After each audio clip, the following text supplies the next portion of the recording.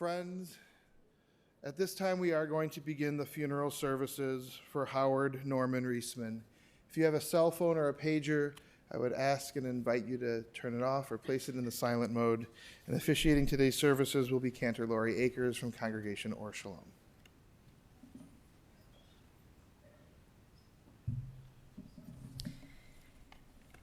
Baruchim Habaim, welcome. We have joined here this morning to remember and to celebrate the life of a truly unique and remarkable man, Howard Reisman. Howard was a character, a living embodiment of individuality, artistry, intelligence, and kindness.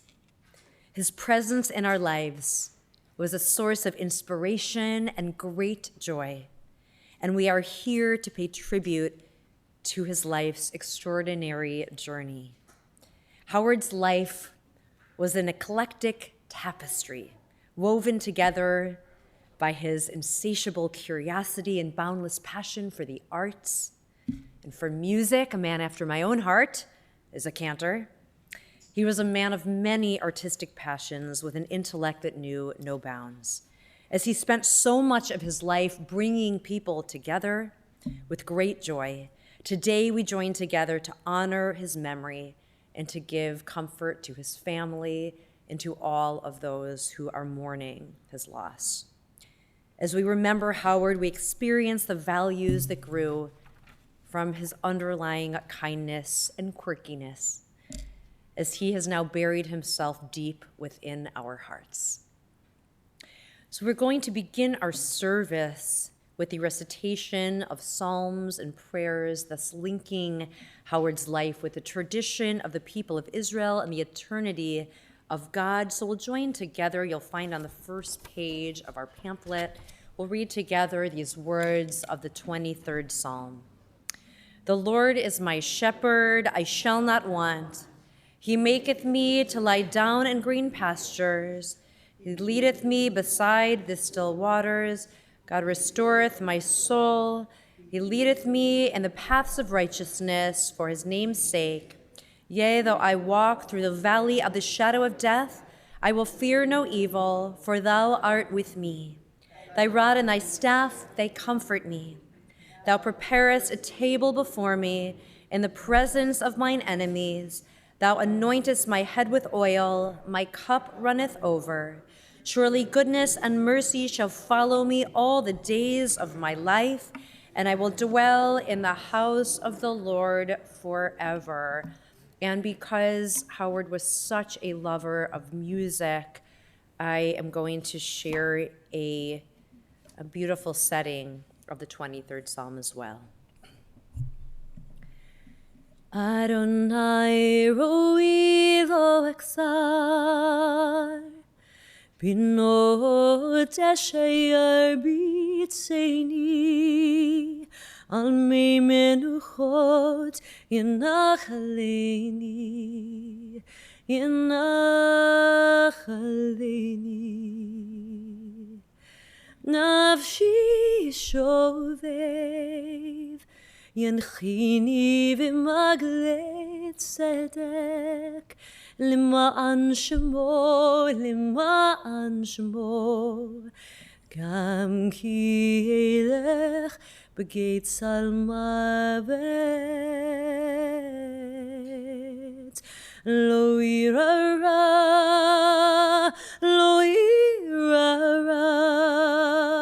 ki ata imadi, shivtecha umishentecha, heima inachamuni, taroch lifanai, shurkan neged zorirei, Tishantav Hashem en roshi, kosi revaya, ach tov chesed yirdefuni, kol yemei ושנתי בבית אדוני לאורך המים. לא יירא רע, לא יירא רע, כי אתה עמדי. שבטך ומשענתך המה ינחמוני.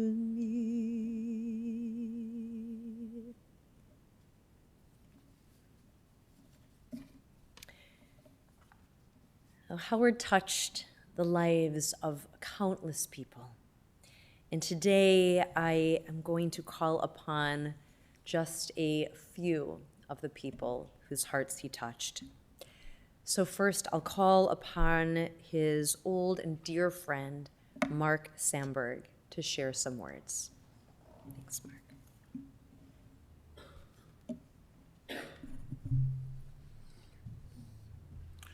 Thank you, Cantor.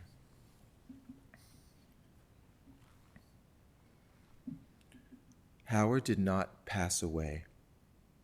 He passed on. He explicitly believed that the soul is eternal and that death is not an end, but a transition to another plane of existence. Howard was a man of courage. Serving in the U.S. Army in Japan and Korea.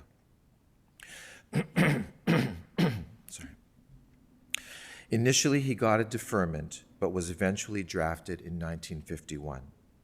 He spent 52 and 53 in Japan and went to Korea in January of 53. He was honored as a veteran on a trip to Washington, D.C. about 2 years ago. I was worried about him having to get up at 3 a.m. to take a van up to Milwaukee to fly out to D.C., but he managed it like a trooper. Howard was a man of friendship. His Rolodex grew to such enormous proportions that it threatened to overwhelm his apartment.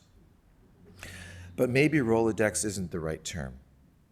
Rather, a Mount Everest of individual slips of paper that were never organized except in his own mind. His prodigious memory was on display at every turn. Names, dates, events, arias, operas, directions, well, maybe not directions, because he would often call me when he was driving somewhere to ask me how to get there. Howard loved people, and he craved companionship. He didn't distinguish between the famous and us more ordinary people. I'm sure you can picture him with his pen and pad in hand, recording the names and phone numbers of people he had just met.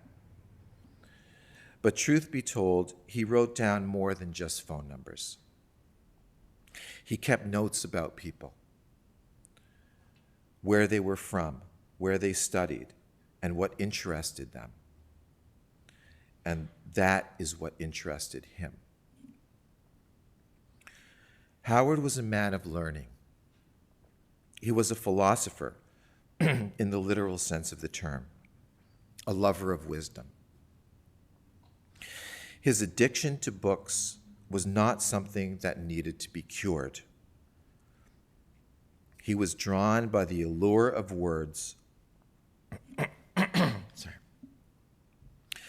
and the metaphysics of meaning. He was a poet with a sensitive heart cradled within his earthly body. Here is one of his poems, which he submitted last year to the Illinois Gwendolyn Brooks Poetry Competition. It is called From Bigotry to Hypocrisy to Enlightenment.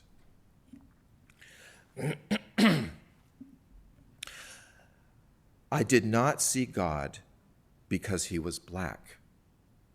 I could not see God because he was Asian. I could not see God, but God saw me and you because we are all one.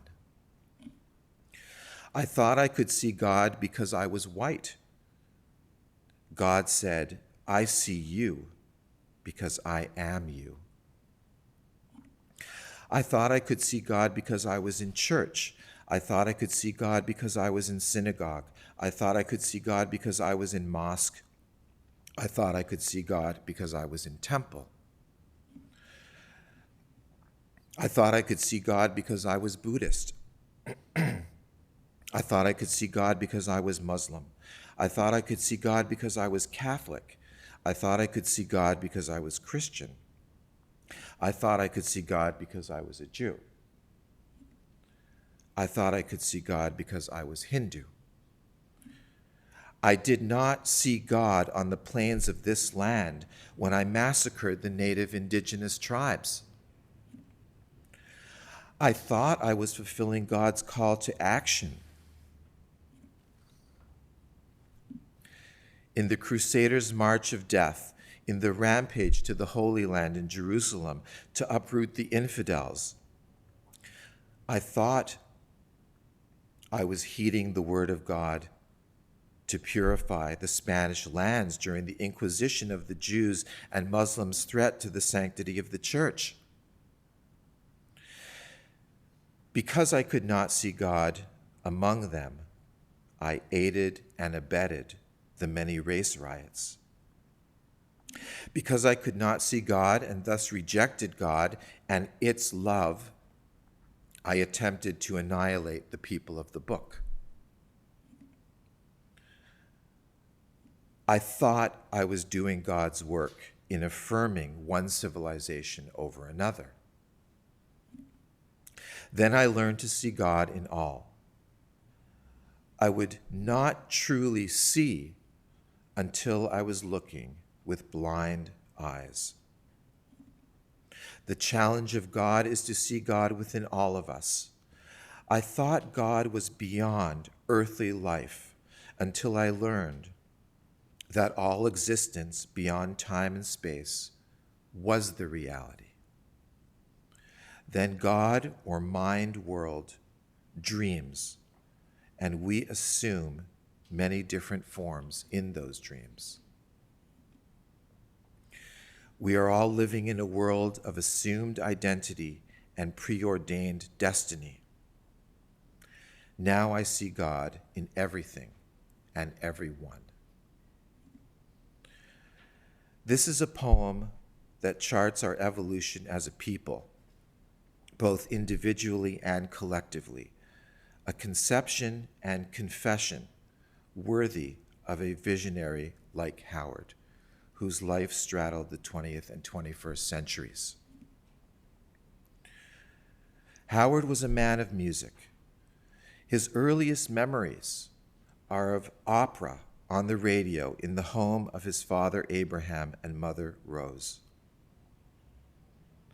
the home in which he grew up with his late brother Richard, as well as with his sister Faith, the twin of his brother Neil, who is with us here today. Music was his life. His parties were legendary not only for the legends who played there, but also for the legions of young people whom he supported with so much grace. He was an impresario in the original 18th century Italian sense of the word, one who undertakes to promote the arts. He would often start planning next year's concert the day after this year's concert, or even during this year's concert. He requested that I bring him music to the hospital. And by the way, I want to publicly acknowledge Drs. Siddiqui and Dr. Min, as well as Shelley and the other nurses at Glenbrook 5 North, who took very, very loving care of him. He requested that I bring him music to the hospital so that he could keep studying. At 93, he was singing from La Boheme in his hospital bed. One night he exclaimed to me, "I'm a big hit here." Of course, while he was belting out opera, the nurses had to gently remind him that it was 10 o'clock at night.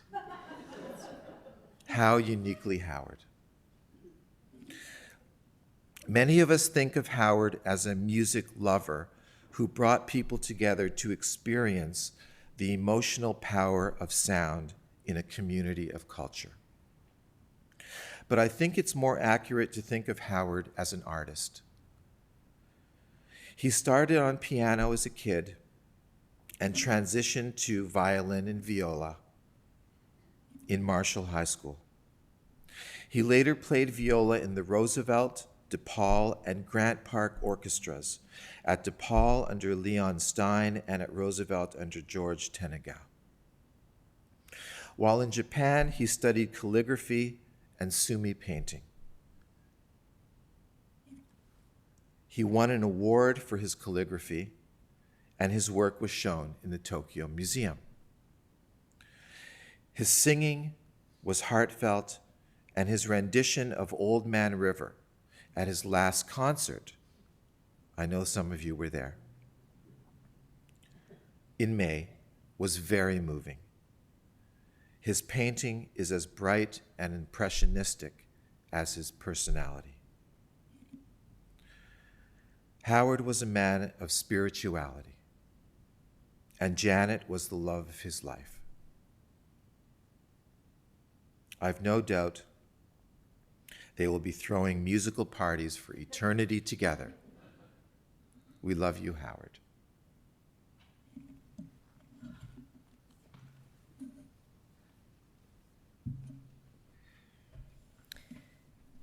Thank you so much, Mark, for your beautiful words and for giving us such a window into the person who he was when he was here and the soul he will continue to be, as he says, as he has transitioned. Really beautiful. So as Mark had mentioned, poetry was also a great passion of Howard's, and what an extraordinary and very timely poem that you shared. So with that said, I'm also going to invite his friend Lynn West, who is also going to share a poem with us.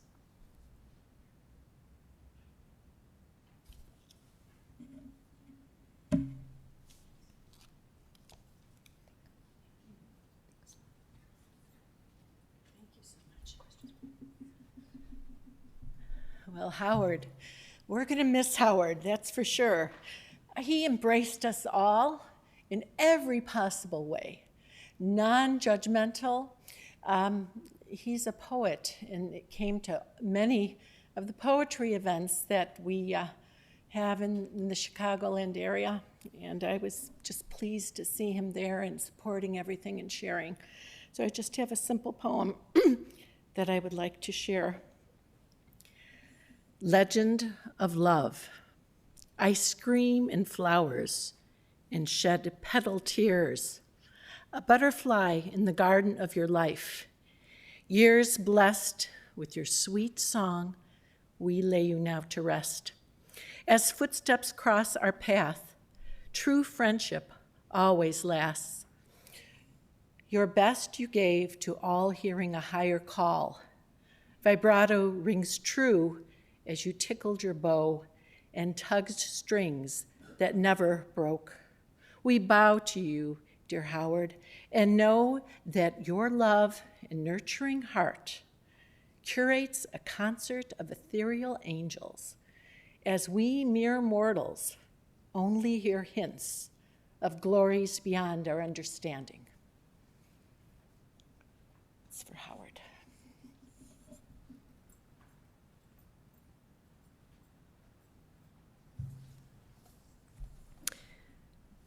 Thank you, Lynn, for sharing. I'm now going to call Leonard Kahneman, who is going to share some words from Howard's friend David Yonen, who is a violinist and friend in Germany. So I thank you, Leonard, as you'll be speaking on his behalf. So these were sent to me from David Yonen, who was a violinist and good friend of Howard. Howard Reisman was an amazing connector for classical musicians in Chicago for many decades. He had together with his late partner and wife, Janet Thau, the ability to bring musicians together at their musical gatherings in their home in Northbrook. These gatherings were always interesting in many ways and full of life, as they were improvised but gave especially young artists always a platform to introduce themselves and to be heard for an appreciative audience in the Chicago area, which often gave them future opportunities. We will always remember Howard and Janet for opening their home to all of us musicians. May their memory be a blessing.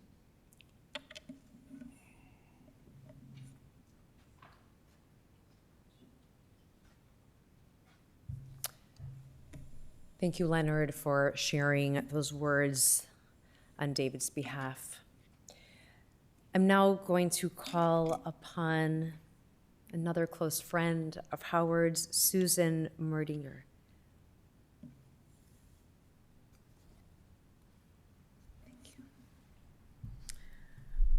I don't have anything prepared specifically to say, and I don't know that I can even add much more than has been so beautifully expressed by Mark and the others. What I do want to say is that Howard was just such a dear friend, but he was also a fan. He was probably the one person that I could count on to show up at my concerts and at my parties, even during a time when it was very hard to get people to come during the pandemic. He would accompany me down to my studio in the Fine Arts Building down in Chicago, and his friendship meant a lot. But I could see that he was a friend to so many, and I was a relatively new friend. I only met him through David Yonen in approximately 2008, so that's about 15 years out of his very long 93-year-old life. So I don't really feel any special ownership of his friendship. He had so many friends and so many people that were indebted to him for the support that he gave, emotional, the friendship, and I think that's the one thing that he'll be remembered most. I can't proclaim to know the most about all the details of his life, so I thank you, Mark, for illuminating that. And but I felt very close to him, and I spoke to him on the phone regularly, and he visited me in my house, and I told him I was going to be out of the country until November 5th, and he very, very kindly waited till I got home before he passed on. So I just want to say thank you to everyone here for being here to remember Howard, because he was a man that lived a beautiful life appreciating the arts, and if everyone could do the same as Howard in their life, then the lives of myself and musicians like me would be so much sweeter. It's a very, very difficult time. It has been for musicians during the pandemic, but even now, as concert halls aren't filling up, even institutions like the Chicago Symphony have to work really hard to get people to come back to the concert halls. It's people like Howard Reisman that were like grassroots support for musicians, young and old and everything in between, and that showed up.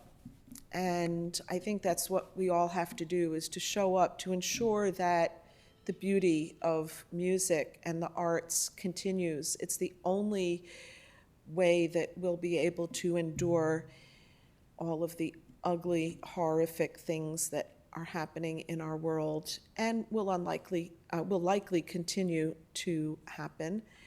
that we will have to witness.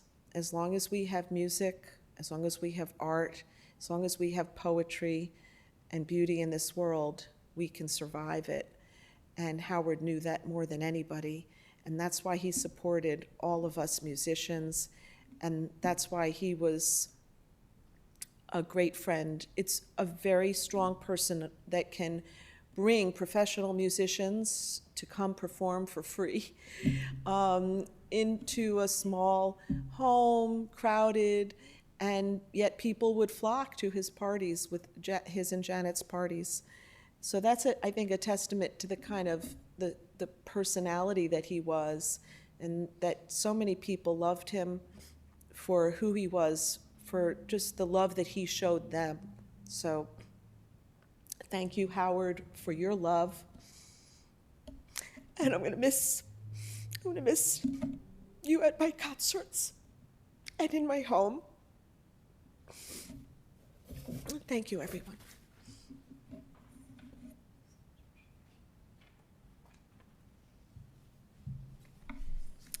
Thank you, Susan, for sharing. Yes, I agree that especially given the times that we're in right now, where we are often at a loss for words, trying to express the inexpressible, that it sounds like Howard knew. He really embodied the feeling that music really speaks for us when we have no words. So as we have all alluded to here, he has certainly touched the lives of so many people in very profound ways. He seemed to create a symphony wherever he was, a symphony of people, a symphony of voices, a symphony of music. And this is really the cornerstone of his very unique journey. I'd learned that he spoke many languages, leaving those around him constantly in awe. His musical talents, as we have mentioned, were equally as impressive. But his love for the arts didn't stop at playing music. He was a devoted collector of art and had a deep appreciation for beauty in all its forms, beauty in art and music and beauty in people. Opera and classical music were among his greatest passions, as he proudly wore titles of being a member of the Lyric Opera and the Chicago Symphony, as Susan had mentioned. Yet what truly set Howard apart was his desire to connect with people and with the artists himself. He was known for going backstage and knocking on stage doors, forging relationships with musicians and singers, and inviting them to his parties. And to make sure these artists remembered him, he would make a point of taking pictures of himself with them and immediately mailing the photographs to the artist, and this made him unforgettable, something I might think about. I didn't think about that. Legends like Pavarotti and Jose Carreras even graced his home with their presence, attending his parties and adding a touch of stardom to those memorable gatherings. Although, as we have heard here, Howard really looked at everybody equally. So he would look at these legends who would enter his home and have the same sort of heart for them as he would for his closest friends and family. He had a gift for spreading joy and brought together people from all walks to share in the magic of music and food in abundance and community. Although Howard's hobbies revolved around the arts, he found a fulfilling career as a court reporter, a job that he continued to enjoy until late in his life. He was a man of so many talents, and he never ceased to surprise those around him. He had a witty sense of humor and a knack for telling jokes, making him a wonderful comedian. Even during his time in the Army in Japan, Howard's exceptional talent shone through. His decision to stay in Japan beyond his call of duty resulted in his victory, as Mark mentioned, as the winner of a calligraphy contest. Quite impressive. He had a deep appreciation for the written word and was an avid lover of poetry. His words painted pictures, as we have just heard, capturing emotions and moments that touch us all so deeply. His appreciation for life extended to the dinner table as well. He had an insatiable love for food and a dedication to savor every bite. He was a frequent visitor to the kitchen at holiday dinners, indulging in seconds, thirds, and fourths, all the while ensuring that nothing went to waste. He drove up until his final days, and as one of his friends just shared with me this morning, she would make sure to know when he was going to be on the road to make sure she wasn't going to be on the road. Above all else, Howard cherished the people in his life, both his family and all of his dear friends who became family. He loved his siblings. He held a special place in his heart for his great nephews, who delighted in his eccentric commentary. He had a profound love for his fiancée, Janet, whom he affectionately called his wife. Their love story, spanning 35 years, was a testament to the depth of their connection. As much love as Janet had for Howard, I learned that she was actually not a fan of these big parties. However, that said, when she passed away, Howard made sure to celebrate her in his own special way, in the way that he knew best. He hosted a grand party in her honor at a music school in the West Loop and another at the Evanston Music School, ensuring that her memory was cherished and celebrated in style. His style for sure, but certainly in the way that he best knew how to celebrate life. Howard was indeed a very special man, and his loss leaves a void that cannot be filled. His unique spirit, his dedication to people, to arts, to music, his boundless love for life have certainly left an indelible mark on all of us. He brought joy and laughter and a touch of the extraordinary into our lives, and we will carry his memory with us always. He will be deeply missed, but his legacy of kindness and spirit and celebration of life will continue to inspire us.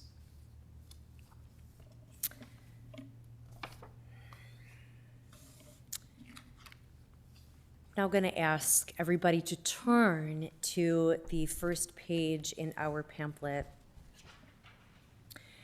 There is a prayer that we recite, Al Malei Rachamim, in which we ask that Howard's soul be granted Menucha Nechona, a proper and a peaceful rest.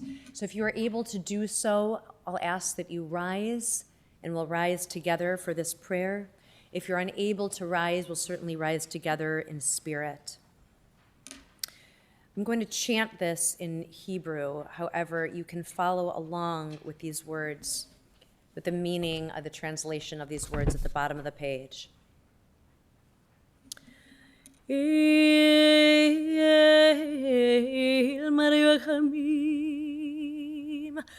Shochein,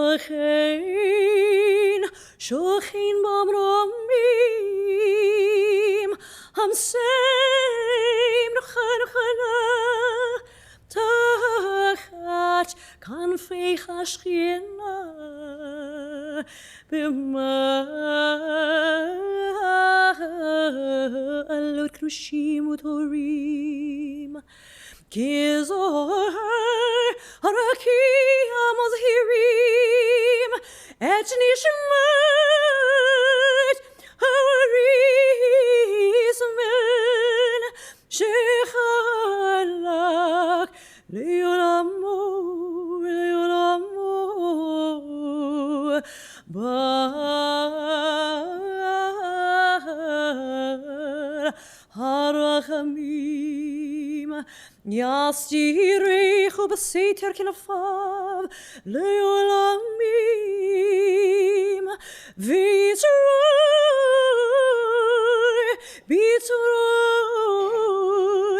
Achayim et nishmato Adonai Hu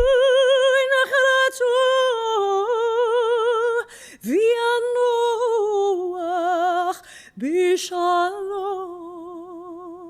Bishalom, al Mishkano, Vinomar,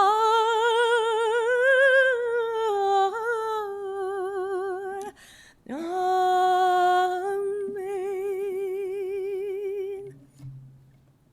Be seated.